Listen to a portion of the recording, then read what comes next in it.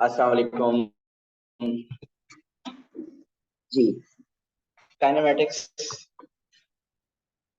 You were doing the worksheet past paper questions. I hope आपने further questions attempt किए होंगे। बताइए problems. अच्छा अच्छा, चलो फंक्शनल क्लास में करेंगे।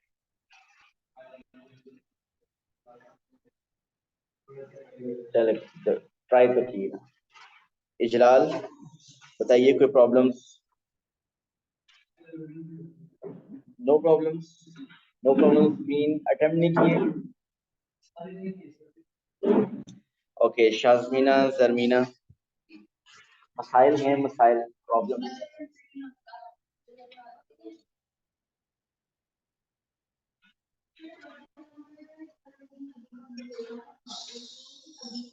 18 बी पार्ट। हाँ 20। ओके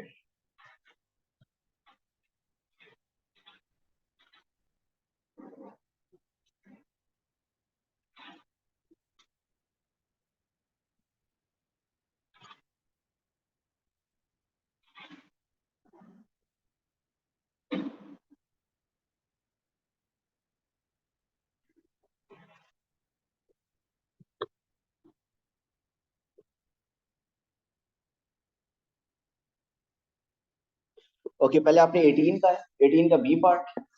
मेरा ख्याल है मैं 18 का बी पार्ट के हिंट दूंगा, आप समझ रहे हैं। मैं देखता हूँ। Okay, question 18 second part is you have to find the distance traveled by p before it changes its direction of motion. So the problem आपको ये आ रहा है कि आप डिस्टेंस का एक्सप्रेशन तो फाइंड कर लेंगे, मीन वेलोसिटी को आप इंटीग्रेट करके डिस्टेंस का एक्सप्रेशन तो फाइंड कर लेंगे, लेकिन हमें ये नहीं समझ आ रही कि उसमें टाइम क्या प्रूव करें। सो ये हिंट दी हुई है, इट चेंजेस द डायरेक्शन। सो आपको वो जो कुछ इंपॉर्टेंट पॉइंट्स थे उसमें मैंने डायरेक्शन चेंज होते हुए कोई इंफॉर्मेशन दी थी, क्या होती है, क्या होती है जब डायरेक्शन चेंज होती है तो वेलोसिटी जीरो होती है, क्योंकि हमारा सिलेबस मैंने आपको बताया कि स्ट्रेट लाइन मोशन है। अगर कर्व पाथ हो तो आप डायरेक्शन चेंज कर सकते हैं विदाउट स्टॉप, स्टॉप हुई आप टर्न कर सकते हैं। लेकिन अगर आपको स्ट्रेट लाइन में डायरेक्शन चेंज करनी है तो यू हैव टू स्टॉप। सो आप स्टॉप करेंगे, फिर रिटर्न जर्नी स्टार्ट होगी। सो इट मींस हम क्या करेंगे, when direction changes means velocity is zero. So इस इक्वेशन में वेलोसिटी जीरो पुट करेंगे, वहां से टाइम आ जाएगा, और फिर वो टाइम आप डिस्टेंस के क्वेश्चन में पुट कर लेंगे, हो जाएगा। नेक्स्ट बताइए 21। Question 21, 9 + 4 13 marks, 3 grade. अच्छा, वैसे क्वेश्चन 21 अगर किसी को P1 B अगर अच्छी तरह इंटीग्रेशन आती है, डिफरेंशिएशन आती है, तो ये हो सकता है। बहरहाल चलें देखते हैं। The question says an object P travels from A to B in a time of 80 seconds. The diagram shows the graph of velocity against t, where v meter per second is the velocity of p at t time second after leaving A. The graph consists of straight line segments for the interval 0 to 10. So 0 to 10, it's a straight line. And then 30 to 80 is also a straight line. This is also a straight line. And then a curved section whose equation is v is equal to minus 0.01 t square plus 0.5 t minus 1 for the time interval 10 से 30. So आपको part 1 find करना है maximum velocity. देखिए, maximum velocity पे acceleration zero होती है। तो आप क्या करेंगे, इस वेलोसिटी वाले एक्सप्रेशन को आप डिफरेंशिएट करेंगे और हमारे पास एक्सेलरेशन आ जाएगी। आप लोगों को पीछे से नजर आ रहा है? सही, ठीक है, पक्की बात है। आगे आ जाएं अगर नहीं नजर आया तो। सो हम वेलोसिटी को डिफरेंशिएट करेंगे, हमारे पास एक्सेलरेशन आ जाएगी, और उस एक्सेलरेशन को हम जीरो पुट कर देंगे। सो एक्सेलरेशन जीरो पुट करने का मतलब हमारे पास वो टाइम आ जाएगा when we have maximum velocity, और वो टाइम फिर हम वेलोसिटी वाली इक्वेशन में पुट कर देंगे। और मैं इसको भी करता हूं, लेकिन अगर किसी को काइनेमेटिक्स बिल्कुल नहीं आती, अगर उसको P1 भी अगर अच्छी आती है, तो where is the maximum velocity? इस ग्राफ में देखिए मैक्सिमम वेलोसिटी कहाँ पे है। यहाँ पे मैक्सिमम, ये वेलोसिटी टाइम ग्राफ है ना, यहाँ पे है मैक्सिमम वेलोसिटी। तो मुझे ये बताइए डिफरेंशिएशन टॉपिक में मैक्सिमम पॉइंट के कोऑर्डिनेट्स कैसे फाइंड करते हैं? आप डिफरेंशिएट करते हैं, और y इज इक्वल टू अगर समथिंग हो, उसको डिफरेंशिएट करते हैं, dy बाई डी एक्स है तो उसको जीरो पुट करते हैं। तो यहाँ भी ऐसे ही करना है, आप वेलोसिटी है इसको डिफरेंशिएट करेंगे और उसको जीरो पुट कर देंगे, और वी नो कि डी वेलोसिटी को डिफरेंशिएट करने से we get acceleration. So start लेते हैं। Velocity is equal to minus 0.01 t square plus 0.5 t minus 1। We know कि at maximum velocity, we want to find maximum velocity. At maximum velocity acceleration is zero, so let's find the expression for acceleration. And how to get acceleration from velocity? Differentiate this. So इधर भी differentiate करें, आपके पास D V by D T आएगा, और इधर भी आप D by D T apply कीजिए। अभी मैं एज इट इज लिख रहा हूँ, नेक्स्ट स्टेप में इसको डिफरेंशिएट करेंगे। we know if you differentiate dv by dt we get acceleration. जी what's the differentiation of minus 0.01 t square? It's minus 0.01, sorry 0.02 power t square के टू कोफिशिएंट से multiply हो जाएगा। And what's the differentiation of 0.5 t? It's 0.5. Now put acceleration 0. So minus 0. Why we are putting acceleration 0? Because we want to find the time at maximum velocity, and at maximum velocity acceleration is 0. तो इस equation को solve कीजिए, बताइए what is t? It is 25. सो इसका मतलब maximum velocity time 25 पे है। अब ये मैक्सिमम वेलोसिटी फाइंड कैसे करें जलाल? इस टाइम को हम वेलोसिटी की इक्वेशन में पुट कर ले ताकि मैक्सिमम वेलोसिटी आ जाए। So velocity is equal to minus 0.0125 square plus 0.5 into 25 minus 1. So the velocity is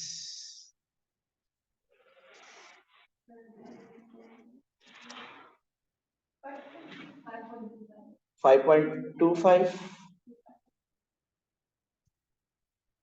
So the maximum velocity is 5.25.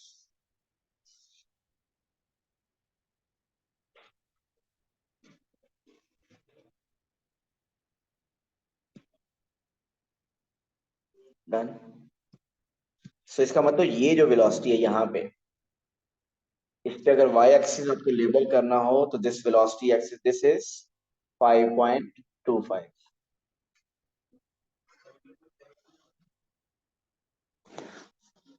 5.25 उन्होंने दो तीन लोगों ने मुझे लगता है चेक किया, मैं आंसर देख लेता हूँ।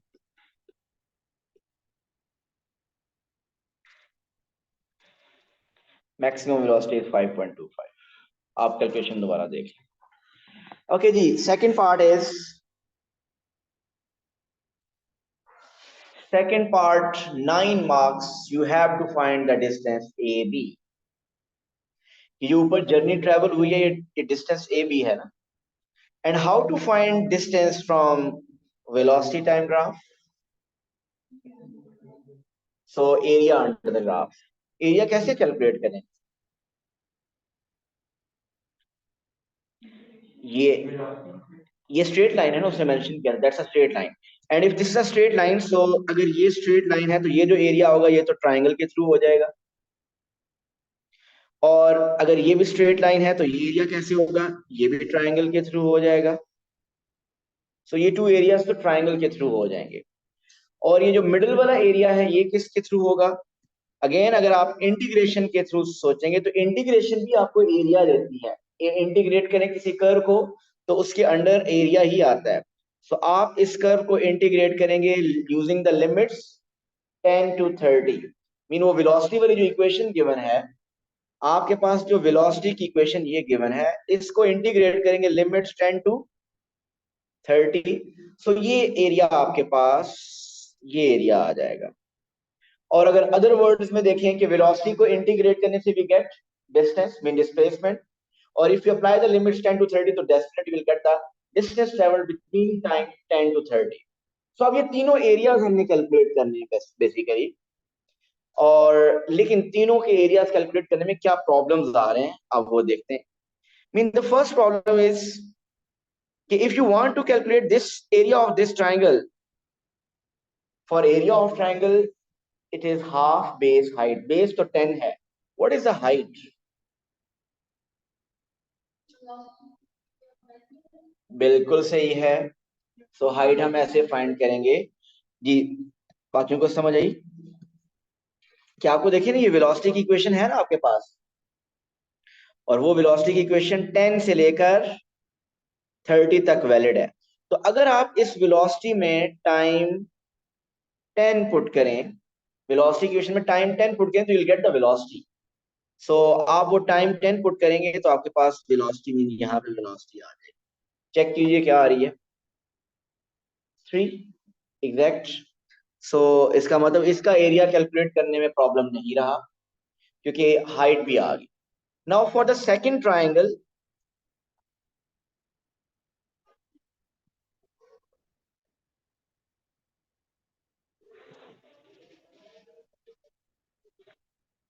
सेकंड ट्रायंगल में प्रॉब्लम क्या है? Base is there, base is 50। So what's the height? उसको भी ऐसे ही करेंगे बट अब टाइम क्या पुट कर देंगे आप? 30। सो पहले टाइम 10 पुट किया था, अब आप टाइम 30 पुट कीजिए एंड बताइए what's the height? 5। So this height is 5।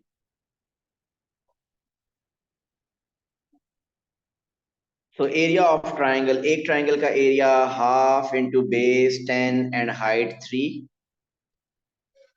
और दूसरी ट्राइंगल का area half into base 50 and height 5। 15 plus, जी हाँ जी। सर मैंने एक चीज़ पूछनी था आपसे। सर मैं क्वेश्चन कर रहा था, वो उसमें मुझे समझ नहीं आई सर कि जब इंटीग्रेट करके उसमें कैसे कैसे हमने पता चलेगा कि हमने जैसे टाइम है, वो डिस्टेंस है, उसको हमने जीरो पुट करना है ताकि हमारे पास सी जीरो आ जाए। ये कैसे सर पता चलेगा? आप इसी क्वेश्चन की बात कर रहे हैं? नहीं नहीं सर, एक और क्वेश्चन की बात करूँ मैं कर रहा था उससे, ओके, उसमें सर मुझे चलें इस समझ नहीं आ क्वेश्चन को रहा। कंप्लीट कर लेते हैं। हाँ जी, ओके सर वापस ठीक। आएंगे जी। ये टू ट्राइंगल के एरियाज हो गए। अब हमने जो मिडिल में 10 से 30 के दरमियान जो डिस्टेंस ट्रेवल है वो फाइंड करना है। अच्छा, इन दोनों को ऐड कर लिया, वी गॉट 140 एंड एंड पे हम उस 140 उसके साथ ऐड कर लेंगे। So now let's find the area under the curve. So area under the curve, if you know the integration, integration के through we get the area under the curve. अगर integration के थ्रू नहीं करना चाहते, generally भी हमें पता है कि वेलोसिटी की इक्वेशन को इंटीग्रेट करने से वी गेट डिस्टेंस। और अगर आप वेलोसिटी की इक्वेशन को इंटीग्रेट करें 10 से 30 के दरमियान, तो आपके पास जो फिर डिस्टेंस आएगा वो 10 से 30 के दरमियान आ जाएगा। तो इसको करते हैं इंटीग्रेट। वेलोसिटी की इक्वेशन लिखते हैं पहले, which is 0.01 t square plus 0.5 t minus 1। So let's integrate both sides with respect to t, mean dt। और लिमिट्स अप्लाई कर दीजिए। What are the limits? The limits are 10 से 30।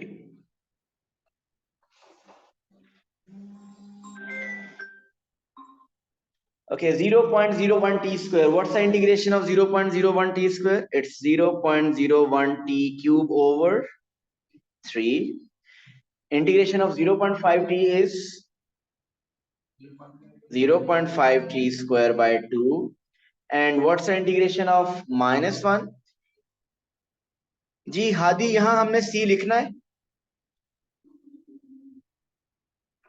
यस सर, लिखना है। बिल्कुल नहीं लिखना, क्योंकि ये तो डेफिनेट फिर इंटीग्रल है और डेफिनेट इंटीग्रल में हम सी नहीं लिखते।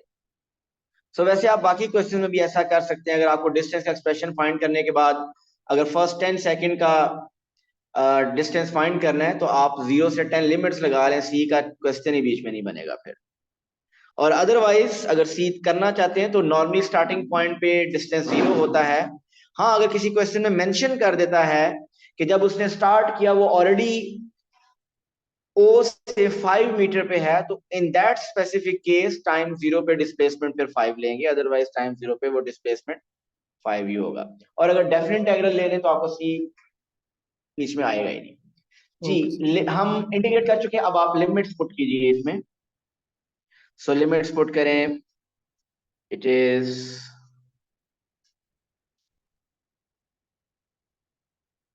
upper limit minus lower limit mean 0.0130 cube over 3 plus 0.530 square over 2 minus 30.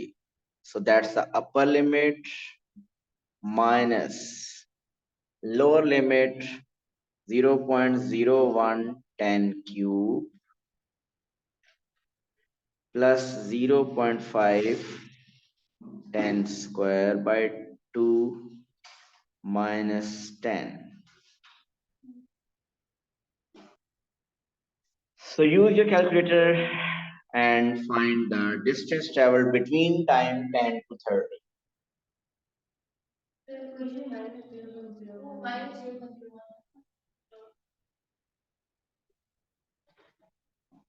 अच्छा, तो थोड़ा सी चेंज है इसका मतलब, फिर सिर्फ माइनस, ये क्वेश्चन में माइनस है यहाँ पे जी, इसको करेक्शन कर लीजिए।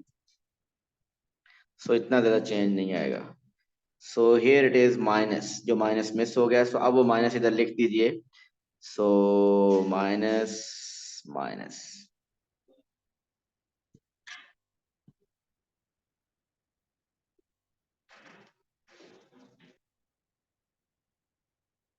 जी बताइए कैलकुलेशन के बाद क्या आंसर आ रहा है?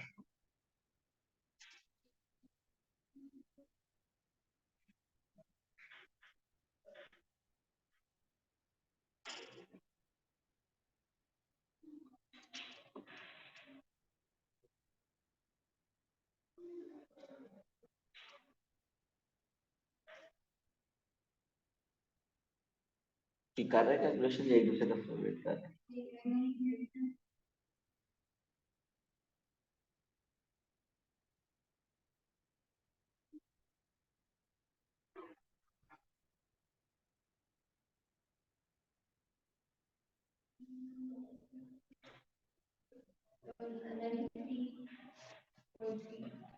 93.3.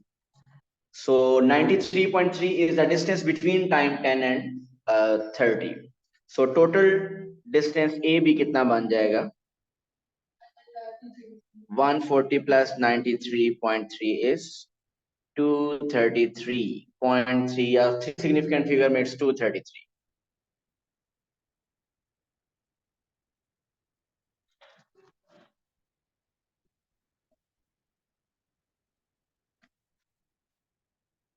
जी क्लियर है सबको? ये इंटीग्रेशन हम कैलकुलेटर से चेक कर सकते हैं, वैसे तो वर्किंग हमें शो करनी होती है ना, लेकिन आप सबको कैलकुलेटर से चेकिंग करनी आती है कैलकुलेटर से? मतलब मेरे कहने का ये है कि ये जो है, ये सारी वर्किंग तो आप करेंगे,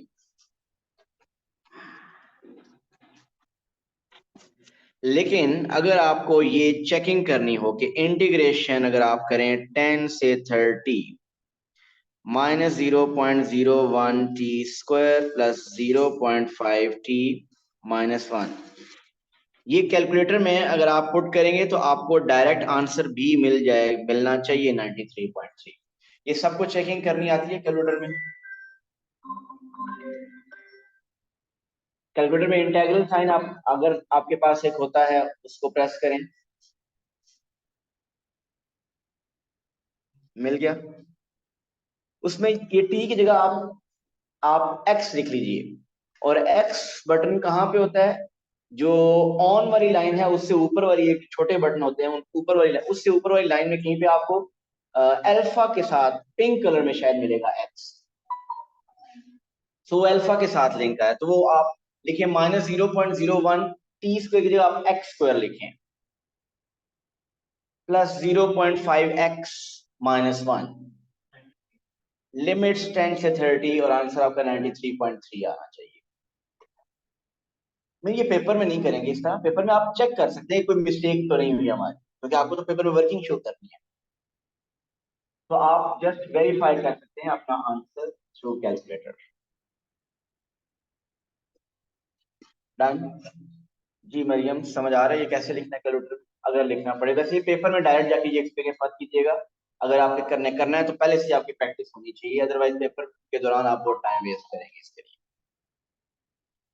ओके जी, नेक्स्ट क्वेश्चन बताइए। 25।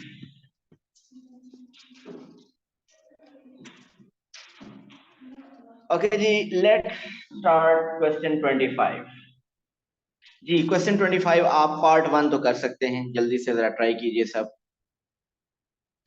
A particle moves in a straight line. It starts from rest at a point O and moves towards a point A on the line. During the first 8 seconds, P speed increases to 8 meter per second with constant acceleration.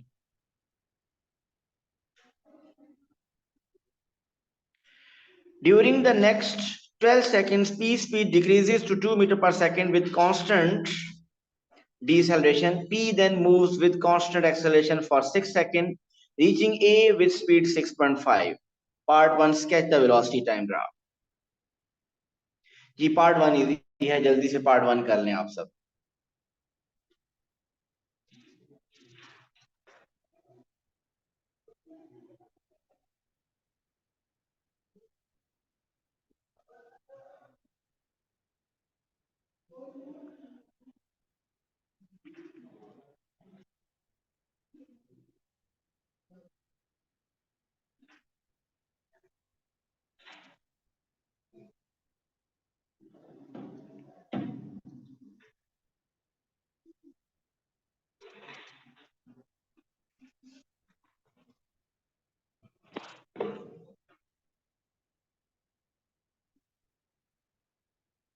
ना फिर सब खैरियत है?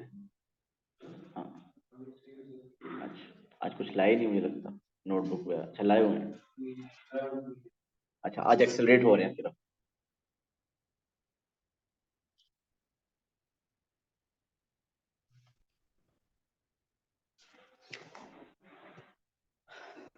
During the first 8 seconds P speed increases to 8। Rest से start किया, 8 second में 8 हो गई, फिर कांस्टेंट एक्सेलरेशन 12 सेकंड के लिए p speed decreases to 2 meter per second with constant deceleration. P then moves with constant acceleration for 6 seconds. जी बना ली, इसका स्केच बन गया।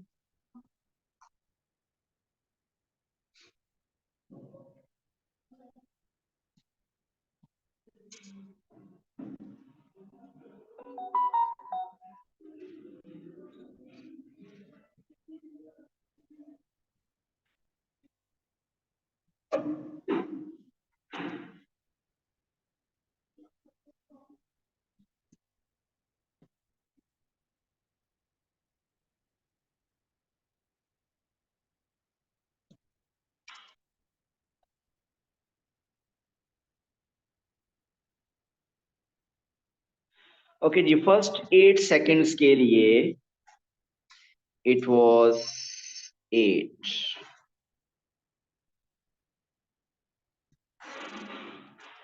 सो 8 सेकंड में स्पीड हो रही है 8, मीन ऐसा ग्राफ आ गया। देन नेक्स्ट 12 सेकंड्स में स्पीड इज कांस्टेंट या डिक्रीज हो रही है? डिक्रीज हो रही है। और नेक्स्ट 12 सेकंड के मीन टाइम 20 हो जाएगा। सो टाइम जब हो जाएगा 20, देन और डिक्रीज होते होते स्पीड 2 पे पहुंच जाएगी। सो स्पीड आ जाएगी 2 पे। So somewhere here. सो मैं यहाँ पे 2 लेबल कर देता हूँ कि this is 2। Then for next 6 second mean 26 पे अगेन इट इज एक्सेलरेटिंग, और स्पीड कितनी हो जाएगी उसकी? 6.5। तो मुझे ऐसा ड्रॉ करना है कि वो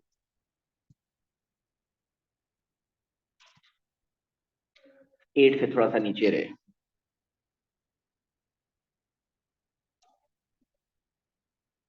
right? So this is 6.5। That's the velocity time graph. I hope सबका ऐसे ही बना होगा, पहले एक्सेलरेट कर रहा है, फिर डिसेलरेट कर रहा है, और फिर फाइनली अगेन एक्सेलरेट कर रहा है। ओके जी, टू इज पार्ट 2 जरा पढ़िएगा question. The displacement of P from O, the displacement of P from O at time t seconds after P leaves O is S meter. Shade the region of the velocity time graph representing S. आपने वो reason shade करें जो S को represent करे। For the value of t where t is greater than equal to 20, less than equal to 26, 1 mark shade कीजिए इसको।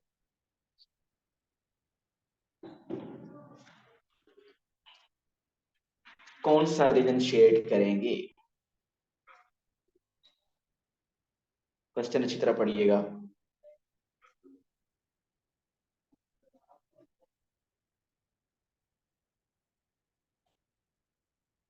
जी अहमद, कौन सा रीजन शेड होना चाहिए?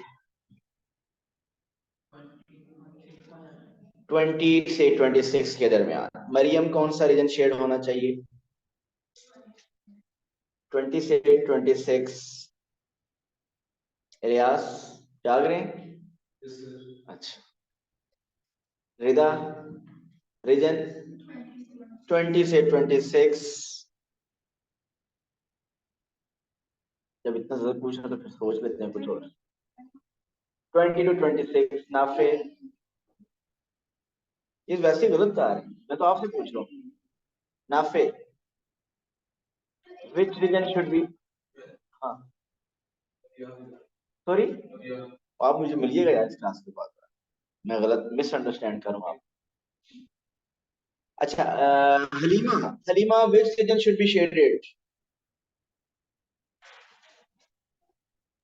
Sir, 20 to 26. 20 से 26। काश ऐसा होता और सब ठीक होते, लेकिन बट ऑल सब गलत हैं। क्वेश्चन दोबारा पढ़िए। The displacement of P from O is S meter. The displacement of P from O at time t seconds after P leaves O is S meter. ये S क्या है? आप देखिए S के बारे में क्या बता रहे हैं कि what is S? S is the displacement of P from O, right? S is the displacement of P from O.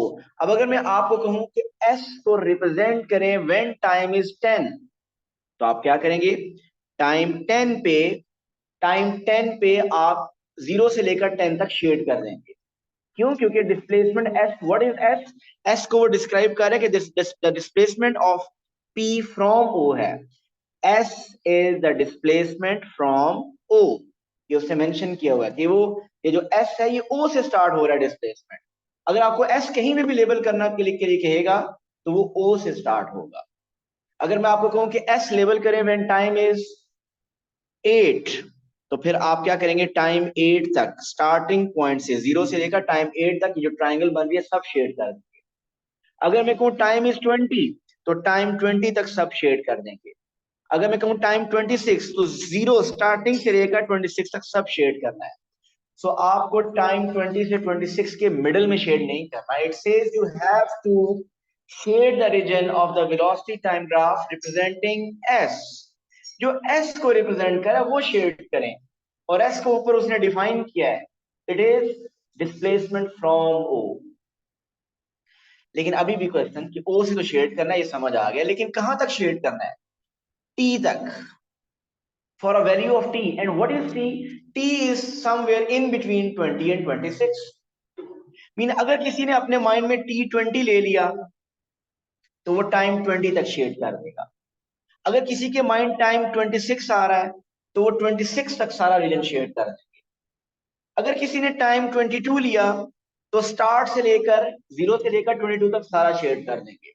अगर किसी ने टाइम 25 लिया तो टाइम 0 से 25 सब शेड कर देंगे।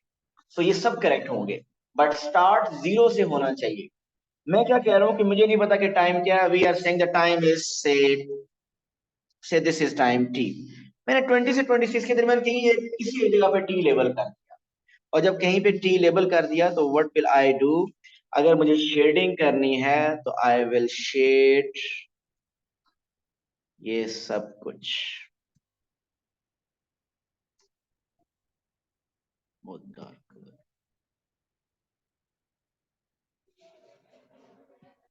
सो हम ये सब शेड कर देंगे।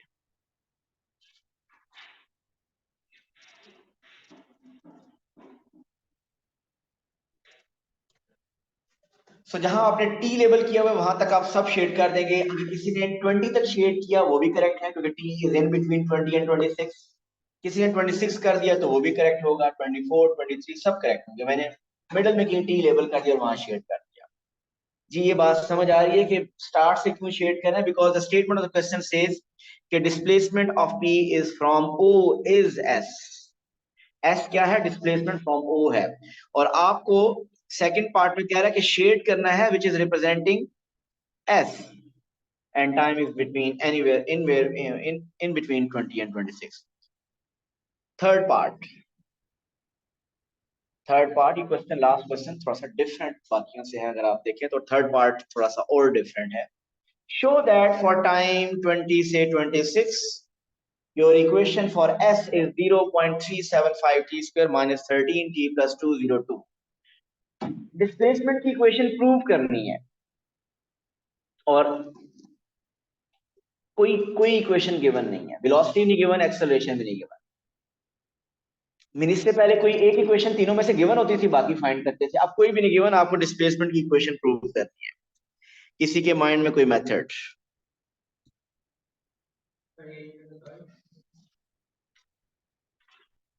आपको प्रूव करनी है कि डिस्प्लेसमेंट की इक्वेशन फॉर द टाइम 20 से 26 इज दिस। बिल्कुल कर सकते हैं। किस लाइन की इक्वेशन करेंगे आप? परफेक्ट। और वो जो लाइन की इक्वेशन आएगी वो basically y is equal to M X plus C नहीं होगी, वो होगी v is equal to M T plus C. बिल्कुल ठीक है। और वो वेलोसिटी जब आ जाएगी तो उसको आप इंटीग्रेट करके you will gate displacement. Okay, बिल्कुल ये ठीक मेथड है, लेकिन मैं एक और मेथड से करवाने लगा। ये परफेक्ट मेथड है जो आपने बताया। मैं एक और मेथड से करवाने लगा कि टाइम 20 से 26 के दरमियान एक्सेलरेशन बताइए क्या है? कांस्टेंट है ना एक्सेलरेशन। What's acceleration?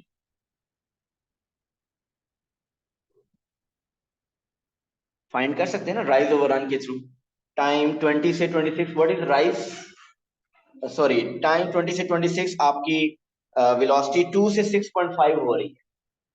राइज कितना है? राइज समझिए ये है rise and this is run. Rise is 4.5 and run is 6। ऐसे ही है। Rise is 4.5 and run is 6। So acceleration will be 0.75। So rise over run mean 4.5 over 6। So acceleration आ गई 0.75। अब आप क्या कीजिए, इस एक्सेलरेशन को इंटीग्रेट करें, आपके पास वेलोसिटी की इक्वेशन आ जाएगी। और वो वेलोसिटी की इक्वेशन रिदा वही आएगी जो आप फाइंड करना चाह रहे थे डायरेक्ट, वो भी उसी तरह ही आएगी, वो भी डायरेक्ट आपके पास आ सकती है। So let's integrate acceleration on with respect to t. अगर एक्सेलरेशन को इंटीग्रेट करें will get velocity. What's the integration of 0.75? 0.75 t plus c। अब ये c कैसे फाइंड करें? किसी एक टाइम के अगेंस्ट वेलोसिटी पता होनी चाहिए। बहुत से टाइम है जिनके अगेंस्ट हमें वेलोसिटी पता है, लेकिन कौन सा टाइम लेना है? 20 से 26 के दरमियान कोई एक टाइम ले। यस, टाइम 20 पे वेलोसिटी इज 2। सो पुट कीजिए, बताइए सी क्या आ रहा है।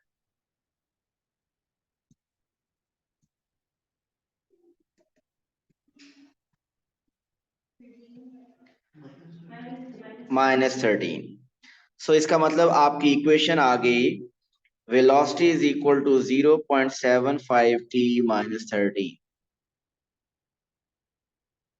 Right.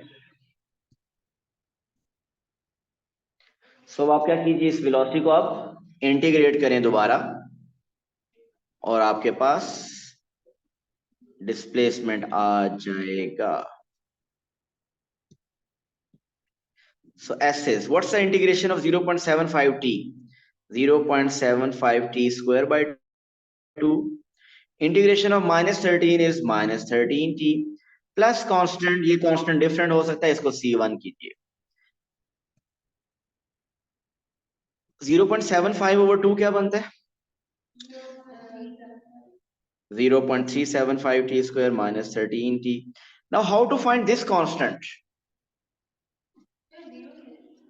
No no no no no, time zero पे जीरो नहीं ले सकते हादी, यहाँ टाइम जीरो पे जीरो नहीं ले सकते, क्योंकि ये जो एक्सप्रेशन हम फाइंड कर रहे हैं ये 20 से 26 के दरमियान है, तो टाइम जीरो तो ले नहीं सकते हम। सो आपको टाइम 20 से 26 के दरमियान कहीं पे डिस्टेंस पता है? आप टाइम 20 पे डिस्टेंस फाइंड कर सकते हैं? कर सकते हैं, एरिया अंडर द ग्राफ कर सकते हैं ना। आप ट्राई कीजिए, आप टाइम 20 पे डिस्टेंस फाइंड करें। मीन डिस्टेंस, कौन सा डिस्टेंस? आप ये डिस्टेंस फाइंड कर लें। और वो कैसे करेंगे? एक ट्राइंगल है और एक ट्रेपीजियम है, एक ट्राइंगल और एक ट्रेपीजियम का डिस्टेंस। मैं ये बाकी रेज करने लगा हूं, आई होप आपको समझ आ गया।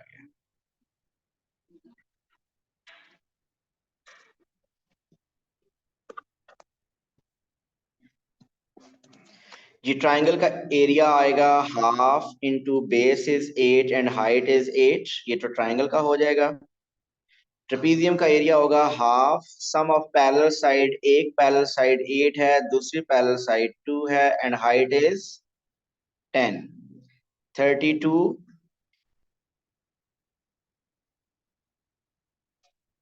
Height is 10, 12, height of trapezium is 12। ये आ रहा है 5, 12, 5 60, 60 प्लस 32 इज, सो इसका मतलब कि फर्स्ट 20 सेकंड में कितना डिस्टेंस ट्रेवल हुआ? 92। सो टाइम 20 और डिस्टेंस पुट कीजिए 92। सो सर हम इसमें डिस्टेंस टाइम 9। में 6 सेकेंड पुट करके डिस्प्लेसमेंट हम 20 से 26 की नहीं ढूंढ सकते थे ग्राफ से? नो नो, देखिए फिर आप कोई मिस्टेक कर रहे हैं। आपको एस क्या है? S is the distance. अगर T20 अगर लिखते हैं, अगर आप T20 लिखते हैं तो आपके पास वो डिस्प्लेसमेंट बेसिकली बताना है स्टार्टिंग पॉइंट से। अच्छा, आपने वो कह रहे हैं सॉरी कि डेफिनेट इंटीग्रल के थ्रू करें।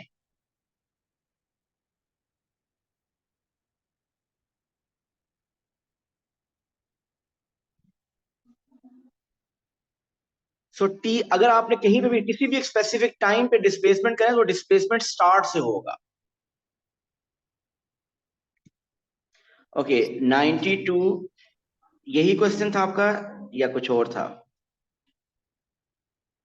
T is 20। यही था सर।